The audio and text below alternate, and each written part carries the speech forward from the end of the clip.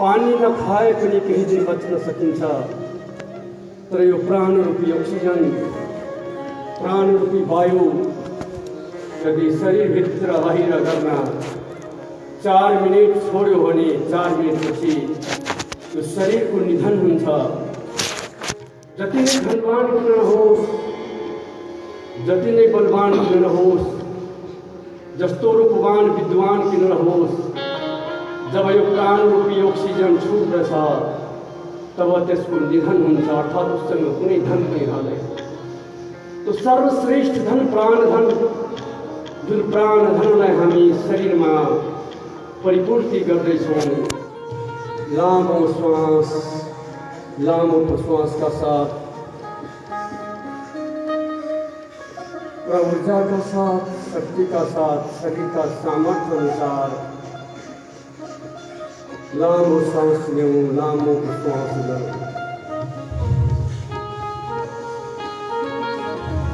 विश्राम समय कम विधि मात्र जानु हो। त्यसैले प्रश्न गर्छ, अरे यो सांस फेर्ने काम त हामी जन्मतरै गरिरहेछौँ, जन्मिने बित्तिकै फेरियो किन? ध्यान दिएर सुन्नु होला। हाम्रो फोक्सोमा 4 करोड सवा 4 करोडदेखि लिएर 7 करोड सवा 7 करोडसम्म मसिनो मसिनो छिद्र हुन्छ, जसलाई साइन्सको भाषामा एयर साक भनिन्छ। हामीले सामान्य श्वास प्रश्वास गर्छौँ। त्यो सामान्य श्वास प्रश्वासले हाम्रो फोक्सोको कसै कसैको 3 भागको 1 भाग, कसै कसैको 4 भागको 1 भाग मात्र सक्रिय हुन्छ। त पूर्ण फोक्सोको छिद्रहरूलाई सक्रिय पार्नको लागि हो भस्त्रिका प्रणाम, जसले फोक्साका सम्पूर्ण छिद्रहरूलाई खोलिदिन्छ। और ध्यान दिनुहोस्, हिजो प्रश्न मलाई जिज्ञासा राख्नु भएका थिए केही साथीहरूले, यो प्राणायामबाट कसरी लाभ हुन्छ, यो सास लिँदै छोड्दैमा कसरी लाभ हुन्छ? सुन्नुहोस्, हामीले खाएको भोजन, जति भोजन हामी गर्छौँ नि, त्यो सबै ग्लुकोज बन्छ, C6H12O6। त्यसलाई एनर्जीमा कन्भर्ट गर्नको लागि O2 चाहिन्छ, जुन हामीले भस्त्रिका प्राणायामको माध्यमबाट भर्दैछौँ। मान्छे दिनभरि ढाड खुम्च्याएर बस्छ, हिँड्दा पनि ढाड खुम्चेर जान्छ। उसको शरीरले पाउनुपर्ने जुन अक्सिजन हो त्यो पाउन सक्दैन। तो यो अक्सिजनको कमीले मान्छे कमजोर भएर जान्छ, मान्छे डिप्रेसनमा गइहाल्छ, शरीर अशक्त भइहाल्छ, मान्छे दुब्लो भइहाल्छ, थु गर्दा ठन्ने भइहाल्छ। अक्सिजनको कमी। C6H12O6 plus O2 is equal to energy plus water plus carbon dioxide। Energy हाम्रो शरीरमा लाग्छ, बच्चा बढ्छन्, हामी देख्न सक्छौँ, सुन्न सक्छौँ, बोल्न सक्छौँ। वाटर हाम्रो शरीरले लिन्छ, लिएको वाटर पसिना पिसाबबाट बाहिर निस्किन्छ। कार्बन डाइअक्साइड हामी गरेर बाहिर। अरे आफ्नो श्वासमाथि विश्वास गरौँ। मान्छे त आफ्नो श्वासमा विश्वास गर्दैन। श्वासमा कति दम छ, एउटा उदाहरण तपाईहरुले लिन सक्नुहुन्छ। एउटा ढुङ्गा लिनुहोस्, फाल्नुहोस्, अनि सास लिएर फाल्नुहोस्, कति दम छ यो श्वासमा। त्यसको अभ्यास गर्दैछौँ, यो प्राणरूपी अक्सिजनको अभ्यास गर्दैछौँ। तो जो व्यक्ति पूर्ण शरीरमा अक्सिजन परिपूर्ति गर्न सक्दछ, उसको शरीर सबल, विचार सबल, उसले गरेको कर्म सबल। त अहिले हामी भस्त्रिका प्राणायाम गर्दैछौँ। अब दोस्रो अभ्यास गरौँ। कपालभाति ढाडलाई सिधा राखौँ, पुरा एकाग्रताका साथ आँखा बन्द गरी, जसरी झिङ्गा हाम्रो नाकमा पस्यो भने हामी झट्का दिएर बाहिर फाल्छौँ, त्यसरी सबैले एकसाथ कपालभाति गरौँ।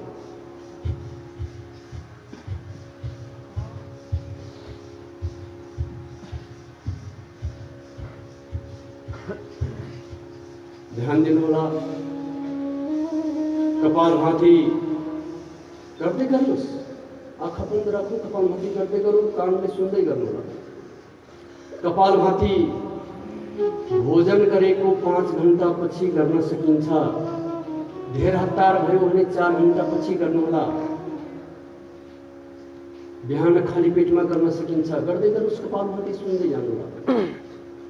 मासिक धर्मको अवस्थामा कपालभाति गर्न सकिँदैन, गर्न हुन्न। सुरुको अवस्थामा गर्न सकिन्छ, तर जब पिरियडको दोस्रो तेस्रो दिन हुन्छ त्यसपछि कपालभाति गर्न मिल्दैन। गर्भावस्थामा सुरुमा हल्का सामान्य गतिमा कपालभाति गर्न सकिन्छ। गर्भ जब छिपिँदै जान्छ कपालभाति पनि जोडले गर्न मिल्दैन। जसको शरीर कमजोर छ, उच्च रक्तचाप छ, कपालभातिलाई 1 सेकेन्डमा 1 झट्काको दरले गर्नुहोला। जसको शरीर बलवान छ, साधना गर्न चाहन्छ, उसले तीव्र गतिमा पनि गर्न सकिन्छ।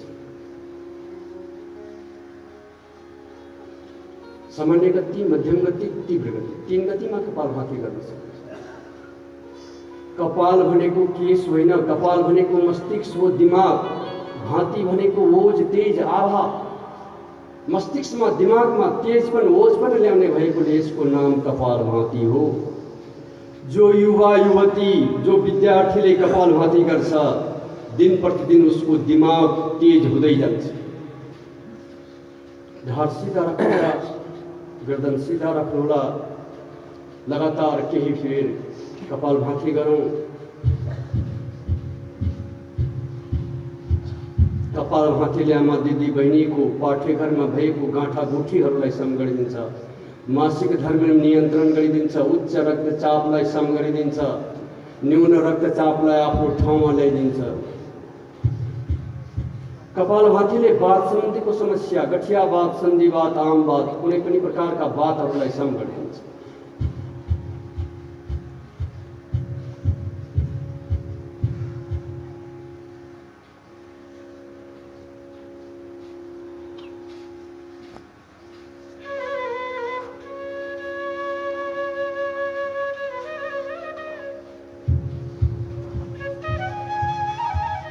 एउटा भजन श्रवण गर्दै कपालभाति गर्दै गरौँ।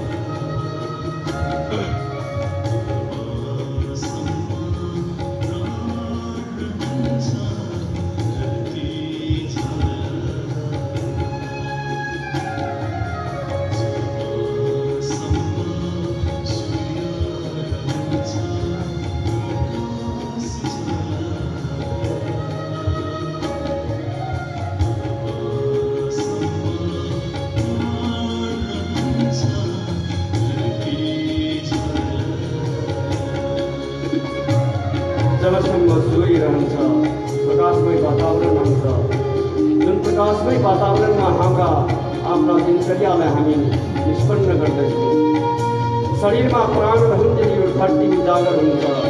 तसर्थ यो प्राणरूपी वायु, प्राणरूपी अक्सिजनको अभ्यास गर्दैछौँ हामी, प्राणको अभ्यास गर्दैछौँ। कपालभाति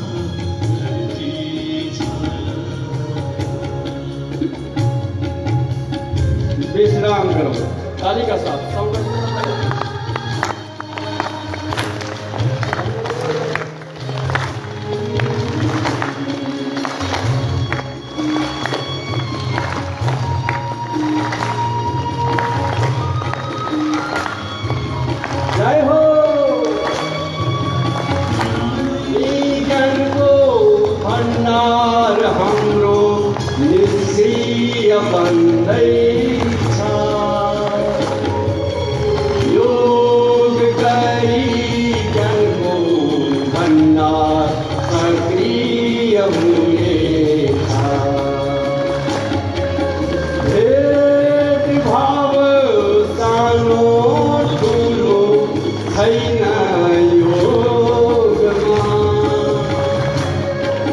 सबै धर्म सबै भाषा रङ्गाछ योगमा जबसम्म सूर्य रहन्छ प्रकाश ढल्ला जबसम्म प्राण रहन्छ धरती झला धरती झला धरती झला धरती झला सच्चिदानंद भगवान को खुट्टा खोलिदियो खुट्टा छोडिदियो सुक्सियो खुट्टाको सुक्सियो जबसम्म सूर्य रहन्छ प्रकाश झलल खुट्टाको उडान तिब्राउँछौँ तबसम्म प्राण रहन्छ धरती झलल योग गर मानव निरोगी बन्नलाई देश अगाडि पछाडि देश र राष्ट्रका लागि उपयोगी बन्नलाई ज्ञानै ज्ञानको भण्डार हाम्रो निष्क्रिय बन्दैछ योग गरी ज्ञानको भण्डार सक्रिय हुँदैछ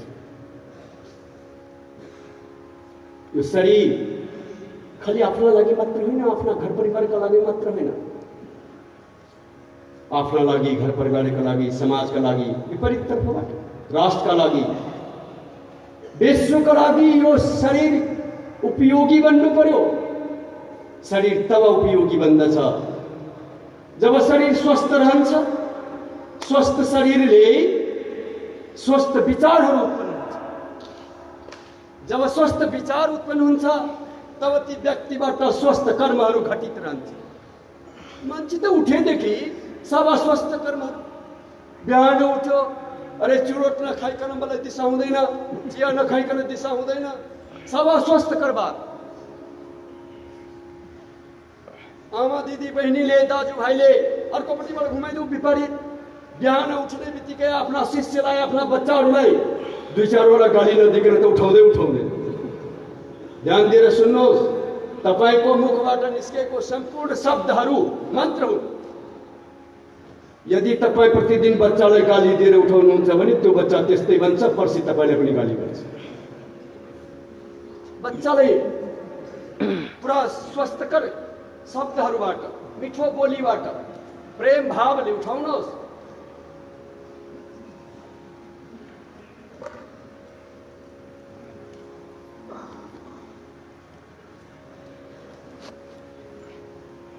अहिले नेपाल यहाँहरूले अनुभूति गर्नुभयो होला युवा जनशक्ति विहीनको देश बन्दैछ नेपाल युवा जनशक्ति विहीन युवा छ जनशक्ति छैन सब युवाहरू विसङ्गतिमा कुलतमा लागेर दिनभरि मस्त रहन्छ बटरफ्लाई गर्नु होला युवा जनशक्ति विहीनको देश अलिअलि जनशक्ति भएको विदेश पलायन भइहाल्छ थोरै रहेको छन् दिनभरि बिहान उठेदेखि साथी सुतुन्जेलसम्म दिनभरि नसामा चुर रहन्छन् युवा युवतीहरू जब म योगको अभ्यासमा शिविरहरूमा जान्छु कति ठाउँमा बाटोमा जङ्गलको बाटोहरू हुन्छ युवा युवतीलाई त्यो जङ्गलमा देख्दा त्यो अवस्थामा देख्दा कति पीडा हुन्छ मलाई यस्तै पीडा तपाईँहरूलाई पनि होला त्यो पीडा हटाउनुहोस् सब एक एक जो आएको छौँ हामी गाउँ गाउँमा गएर व्यक्ति व्यक्तिमा लागौँ युवा जनशक्तिलाई जगाऊ जुन देशको युवा जनशक्ति सुतेको छ त्यो देश पुरा सुत्छ युवा जनशक्तिलाई उठाऊ हामीलाई प्रश्न पनि आएको थियो नि देश केले बन्द छ प्रश्न आएको थियो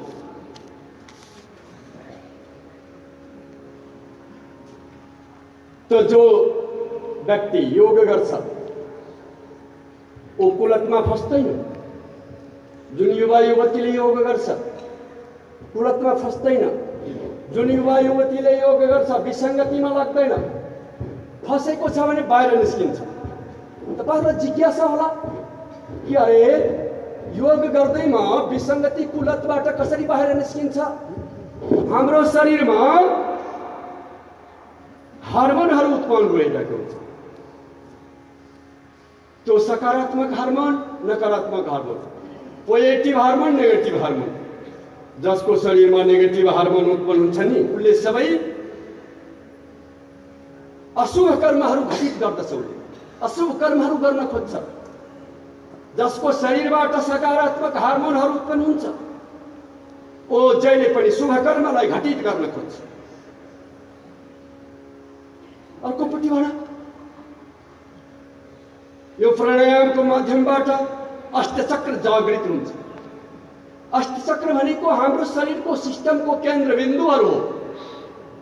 reproductive system, excretive system, digestive system, skeletal system, circulatory system, respiratory system, glandular system, nervous system, संपूर्ण सिस्टमहरूको केन्द्रबिन्दुको नाम चक्र हो।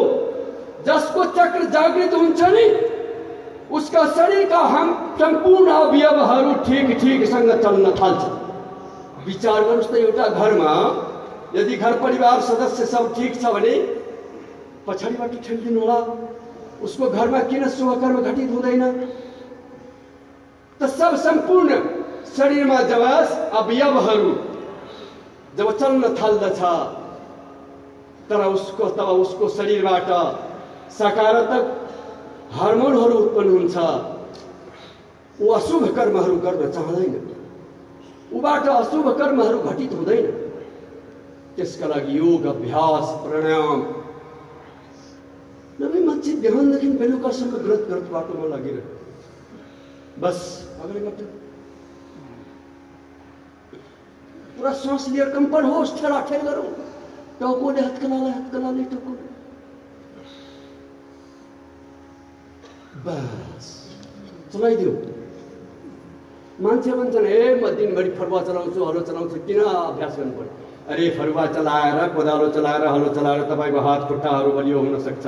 भित्र मुटु कलेजो फोक्सो फियो मृगोला, यसलाई चलाउने केले? यो प्राणायाम। बस विपरीत,